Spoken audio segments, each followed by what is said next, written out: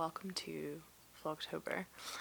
I'm testing out this new setup. I have got a new chair, which I'm really excited about, and honestly part of the reason why I wanted to get the chair was because I thought it would look like a really cute filming setup, and I think I was right. I'm really enjoying this, although I actually cannot currently see myself because it's being blocked by the mic cable. Again, something that I'm not 100% sure if it will work. I don't know if I'm too close or too far away. You'll remember in the last episode I had like a little mic here somewhere, and that wasn't working quite so well, so we're trying something else. But I don't want to do the whole podcast like this, so let's see, what can we do? Can move it a little closer. Great. I am going to film for a little bit because I'm not 100% sure if this is all working, so this may be usable footage, it may not be, so it's not going to be a long segment. But I just wanted to do a little, I guess like a little vlogtober introduction. Excuse me, I'm drinking some rooibos tea. I don't know why, but I feel like for me rooibos is a really like autumnal tea. I think because I really wasn't that into it for a while, and then I got some like rooibos chai and I really liked it. This is just like vanilla, but I will definitely be going back to the little shop where I got the rooibos chai from to get some more of that. So where did we come from? Where did we go? Where? I'm not going to complete that, but if you're completing that sentence in your head, just know that my heart is with you. Big fan. My goodness, it feels like I've not done this in ages. I'm looking forward to the challenge of vlogtober. I am going to be doing it again the same as I did last year, so kind of aiming for like one video a week, largely tracking the Stephen West westknits mystery knit along, which you can see behind me. This is the one from last year. This is Twists and Turns. And I knit it in 3 different yarns. The dark blue is Mondim by Retrosaria, and the orangey burnt one is some ginger twist, like hand-dyed yarn. I can't remember what the base is, but I think it's called something like autumn leaves, or like it's very leafy, or like autumnal is like the name of the shade. Also, please excuse my slightly raspy voice. I was teaching all day yesterday, and clearly I need to up my vocal health because I did not cope very well with the full day of teaching. Granted, I did have some classes that were particularly loud, but yeah.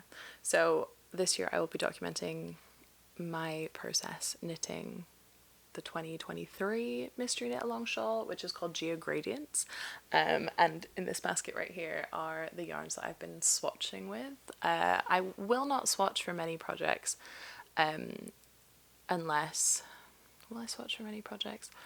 I'm not a huge swatcher, but if I think I need one, then I do it. I feel like I know myself well enough that I'm like, I can do this without a swatch, or there are some things where I'm like, no, I do need to swatch for this. Like if I'm knitting with a new yarn, or in like a weight that is unfamiliar to me, or like with a new pattern, or like a new designer that I don't know so well. Like for example, a pattern that I've swatched for recently was a Jacqueline C. Slack pattern, the like chroma pullover, and I was using a yarn, I'm using a yarn that I've not really knit with before, and also I find that I'm maybe a tighter, I don't know whether it means I guess it means that I'm tighter. I need to use a much larger needle size than Jacqueline C. Slack often says in her patterns. Like there was a Jacqueline C. Slack pattern that I knit ages ago.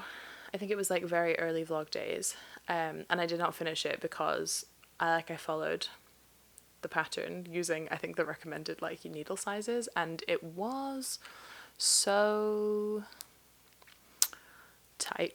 It was so tight, and like the arms, I didn't like add enough like bicep. I didn't do the bicep adjustment right, because she's very good with like offering lots of different adjustments, but I think I just got overwhelmed and made incorrect choices, and it was just like way too tight, and I had to unravel it. I think I actually donated the yarn because I didn't really like it, but that's beside the point. So for the chroma pullover, was like checking my tension because it was a Jacqueline C-set pattern, and yeah, I'm gonna have to use a much larger needle size. But yes, I'm swatching for the mkal. Now my reasoning for this is largely because of colours. I think part of what I really appreciate about the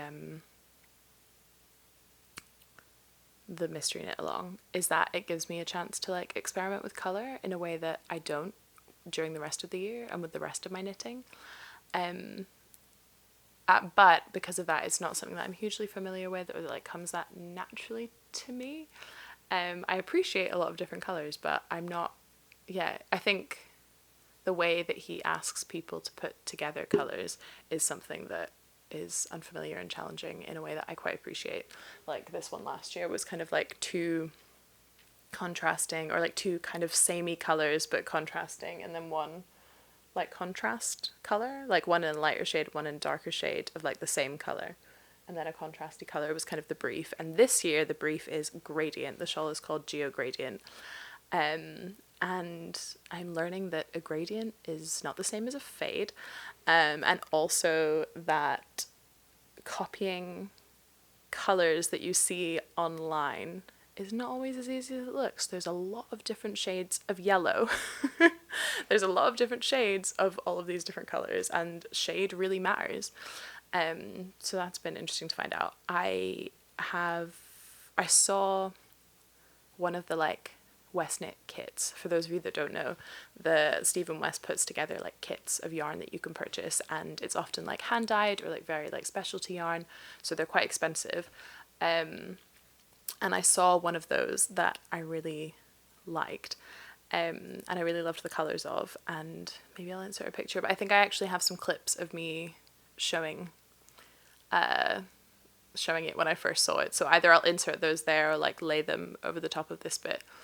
You may be seeing them right now, who knows, but I saw that one when it came out and I was like, am I actually gonna buy one of the kits for the first time, maybe ever? Well, I mean, this is only my third year doing the thing, but like I was just like, that's a silly amount of money for like me personally to spend on yarn, and especially for a project where like part of the reason I put this mystery knit along on the back of my chair is because while I love to look at it and I think it's really beautiful, I don't wear it. Like I've worn it maybe like once or twice, so I don't want to spend loads of money on a project that I'm not going to wear.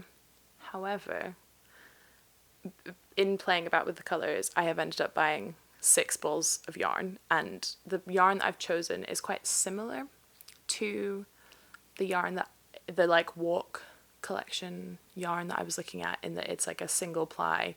Mine's a merino base. I actually don't know if the walk is a merino base, but the construction looked like relatively similar, but it's like a bit cheaper, but it's not like a lot cheaper. It's like maybe $17.99 per skein, but I used a discount code, so I got 20% off of that for the first 4, but then the second 2 I ordered separately.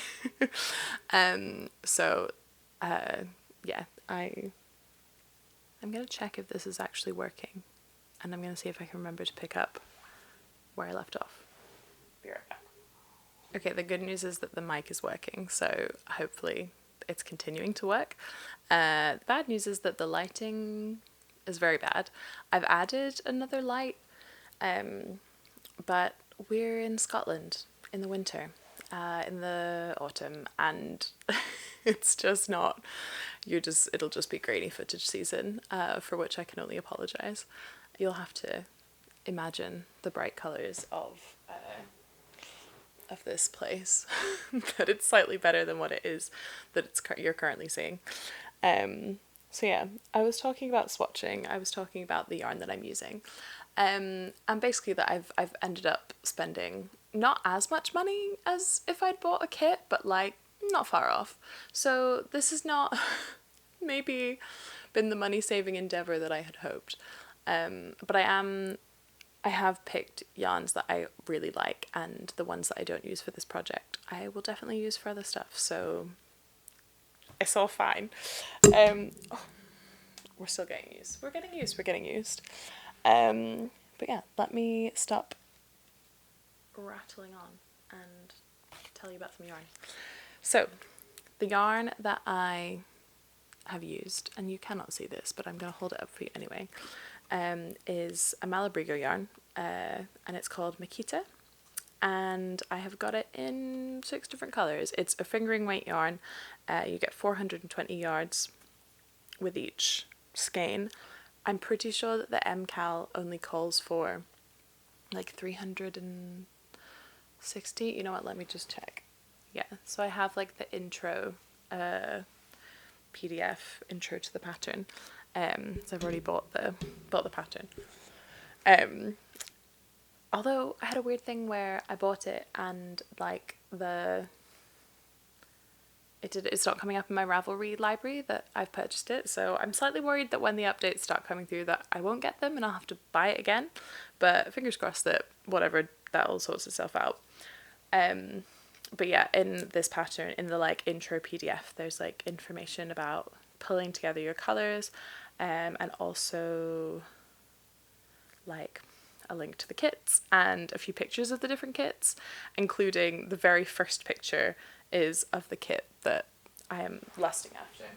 I don't know if you can see those colours, they're a bit blown out, but that is the sand gradient that I potentially have already shown you in the little thingy. But it says, we'll get over it. The heart wants what the heart wants. And also I'm enjoying the colours that I'm playing with, so like, and it'll be fun and, you know, more satisfying to have come up with a colour palette that is all my own. But I'm definitely very, inspired by these colours. It's kind of like a light yellowy white, and then like more of a yellow, and then a kind of like autumnal orange. Basically this colour. I'm basically reusing my inspiration for this colour. And then kind of like a dark, like chocolatey, kind of smoky brown. So yeah, the suggestions are, or like the instructions are, that you have colour A, which is your lightest colour, and basically it just says colour B, a little bit darker than A, colour C, a bit darker than B and lighter than D, and colour D is the darkest colour. Now I'm not great at figuring out like dark and light and all sorts of colour stuff, so what I've been doing is using the like black and white filter on my phone to, I don't even take pictures, but just to like hover over and like look at the yarns as I'm laying them out, and you can see quite clearly from there like which one's darker and which one's lighter, which I find really helpful, just to have like that confirmation of being like, oh yeah, okay, this one is like coming up as like white, and this one is coming up as like grey, and this one is coming up as like black, so like to see that gradient. Yeah, they're all individually, they're not going to be fading together. And what was I looking at this for? Oh, to look at the yardage. So yeah, you need 380 yards. So I've got basically like 50 extra yards in each of the skeins that I have.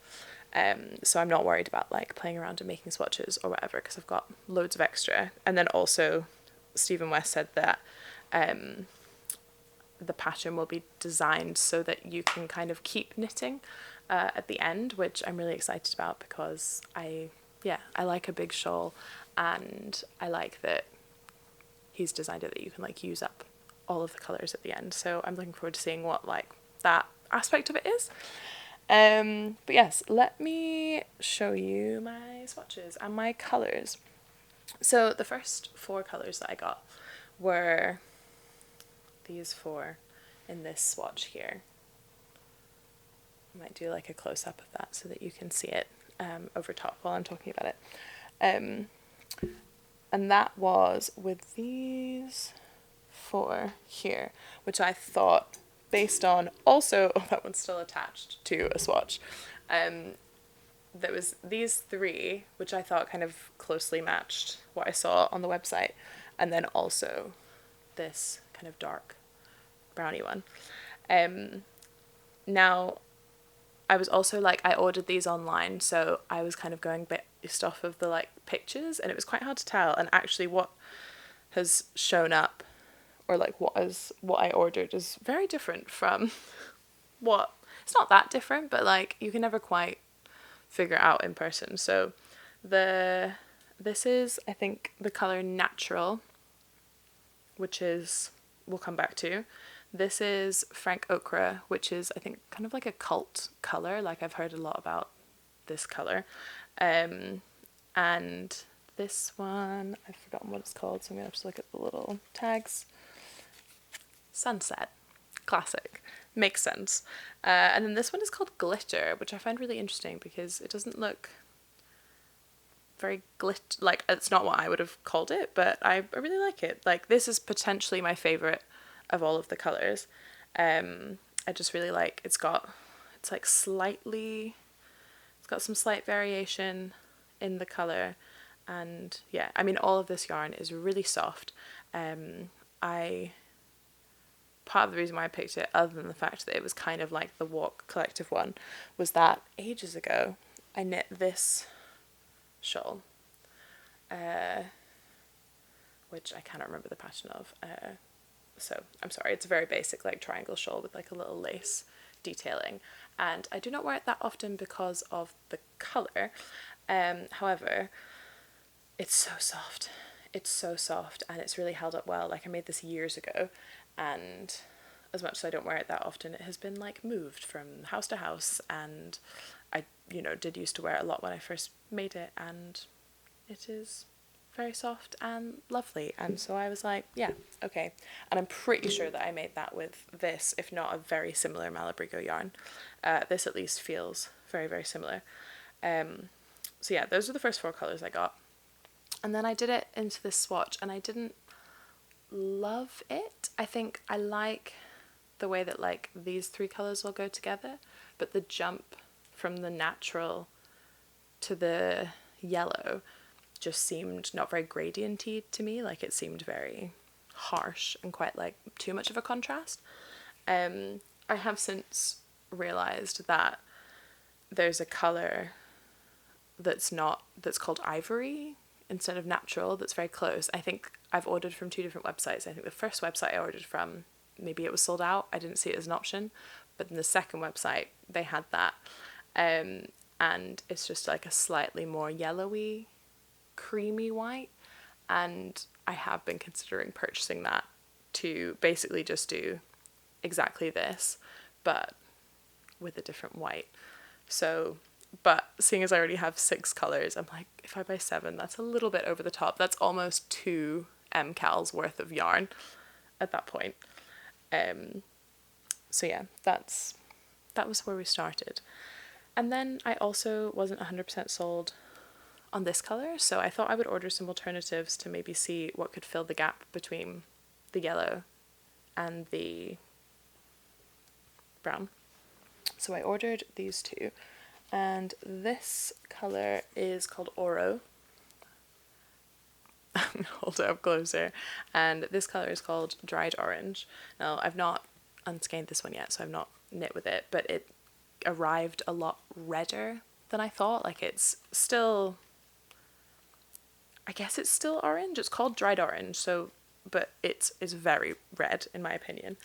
And I think it appeared a lot more orangey on, I don't know what it's showing like on camera because I cannot see the screen very well, but it's a lot redder than I'd expected based on the picture.